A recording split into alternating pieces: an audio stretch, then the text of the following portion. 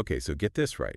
We're diving into textiles today. Textile. Yeah, textiles. I know, maybe not as flashy as like, spaceships or AI or whatever. Right.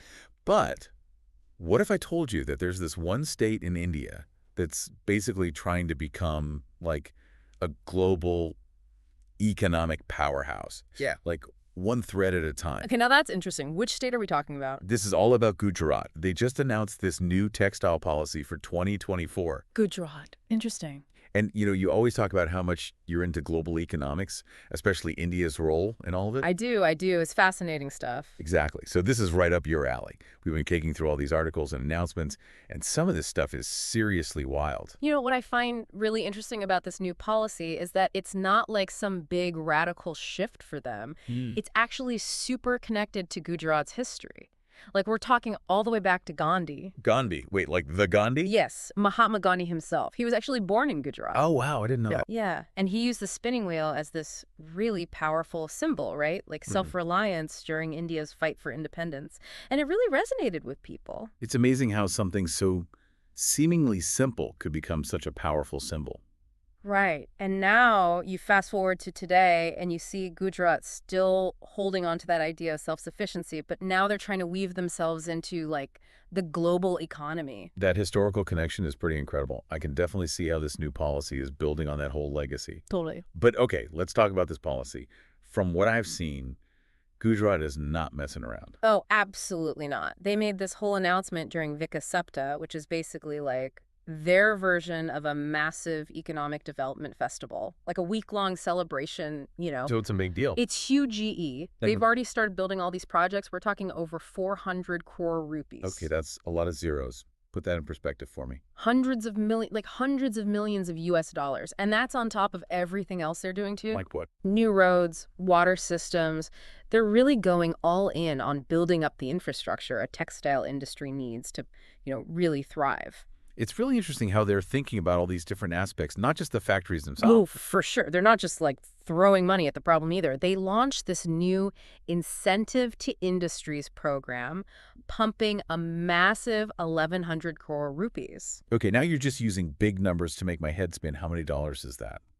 Think billions with a B. And this money is specifically for businesses that are already up and running. So it's a clear sign, like they're serious about supporting this industry, Wow. Okay, so that is a huge commitment. But you mentioned earlier that textiles, this isn't new for Gujarat, right? What's the history there? You're right. This isn't some out-of-the-blue idea. Back in 2012, and this is kind of a fun fact, Narendra Modi, who was running Gujarat at the time. Wait, that Narendra Modi? The one and only. So he was chief minister back then. And he introduced this textile policy built around this thing he called the 5F formula. Okay, I have to admit, that sounds a little cheesy. I know, right? It does sound a little gimmicky, but it's actually a really smart way to look at their whole approach. Okay, I'm intrigued. 5 Fs. Break it down for me. All right, so it's farm to fiber, fiber to fabric, fabric to fashion, and fashion to foreign. Okay, yeah, I kind of see it now. Yeah, so they're basically saying, look, we're going to support every single step of this whole process, from like the cotton farms all the way to getting clothes into the global market. So they're trying to, create a system? Like a pipeline? So things just flow from one stage to the next. Precisely. And you know what? It's been working. Since 2012, Gujarat's textile production has exploded. Major investments, tons of new jobs. It's been a success story. Wow, so this 2024 policy, it sounds like they're taking what's been working and just, putting it on steroids. Basically. They're building on their wins and trying to, catapult themselves forward. They're playing the long game here, huh? Yeah. Building on their history and trying to become a global textile leader. I like it. It's ambitious. Okay, so we've established, right, that Gujarat's got this, deep history with textiles. And on top of that, they've been killing it growth-wise in recent years. Definitely. But this new policy, it's like they're shooting for the moon. It's next level. They're not just trying to be a big deal in India. They want to be a global player. Exactly. And they're definitely, vibing with Prime Minister Modi's whole vision, India becoming the world's third largest economy by 2047. Right, that whole thing. Which, by the way, for our listeners, huge deal if you're into global economics, which, we are. But how do textiles factor into that? It's not like they're, building spaceships over there. True, true. Although some of the stuff they are doing is pretty high tech, actually. But yeah, the point is, this Textile Policy 2024 is hitting on like all these different levels.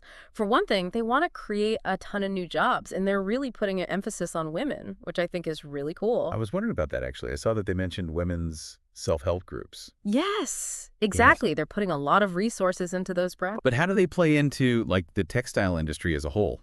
So basically, they're providing women with training, resources, all that, so they can really be a major part of this whole economic boom. It's about empowerment, giving them the tools to be leaders in this industry. That's amazing. I love that it's not just about, like, the bottom line, but about creating opportunities for people, especially women. It's smart. What else is on their agenda? Investments, my friend, investments.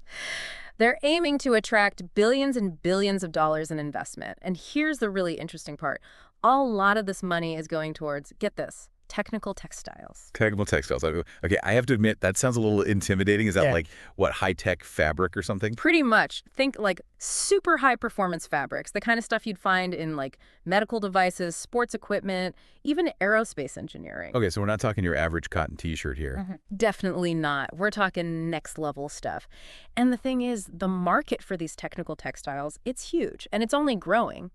Gujarat sees this as their chance to be, like, a major player. So they're basically betting on the future of fabrics. Exactly. And, it all kind of ties back into Prime Minister Modi's Gyan approach. Have you heard of that? Gyan approach. Rings a bell, but remind me.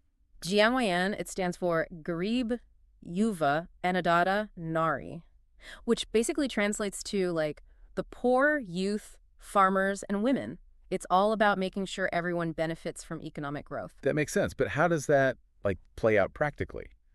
Especially with something as specific as the textile policy. Well, think about it. Investing in these technical textiles, that means creating higher skilled, higher paying jobs, which is great for young people, right? And then empowering all those women's self-help groups, that uplifts women. And obviously, if the textile industry is thriving, that's good news for the farmers who are supplying the raw materials. Wow, it's like they've really thought this through.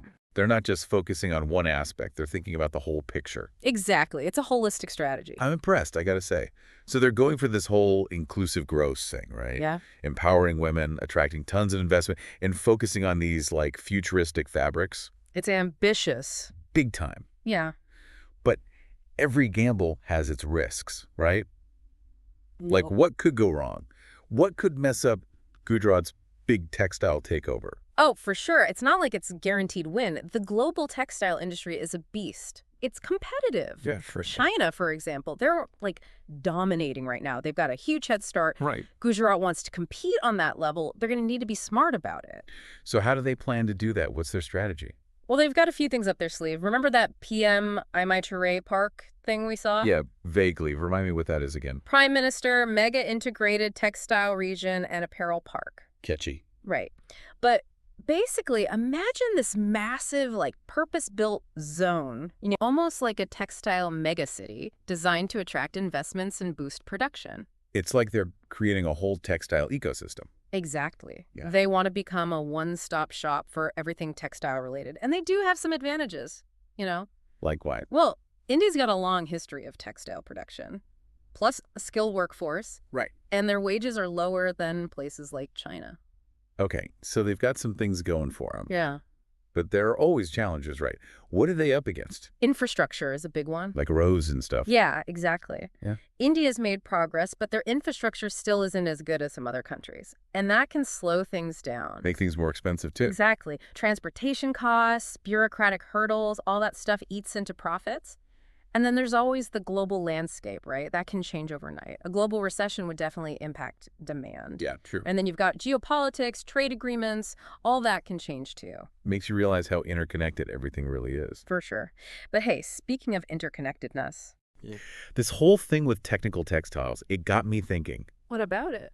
These high-tech fabrics, they could be used for way more than just, spacesuits and medical devices. Like what? I'm talking clothes that can, like, track your health, keep you at the perfect temperature, even interact with your surroundings. We could be talking about the future of wearable tech. Wow, that's pretty wild. From Gandhi's spinning wheel to, like, clothes that can talk to our phones. Crazy how far things have come. Right. Who knows what kind of innovations will come out of Gujarat's textile industry? It's a story worth watching unfold. It definitely is. And, for anyone listening who's as into global economics as we are, Yeah. Gujarat's textile journey is a really great example of how, even the most traditional industries can become part of our globalized future. Totally. It's a good reminder to keep an eye on what's happening over there. They might just surprise us all. Absolutely. This has been a fascinating deep dive. Until next time, everyone, keep exploring, keep asking questions, and keep diving deep into the stories that shape our world.